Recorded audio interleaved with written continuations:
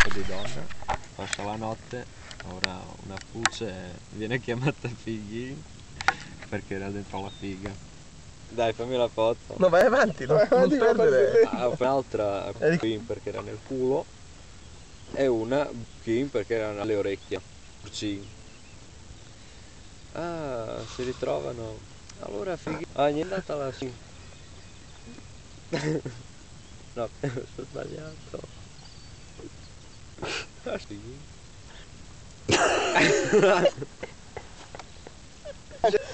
Ti immagini le tre pulci? Dai, vai avanti.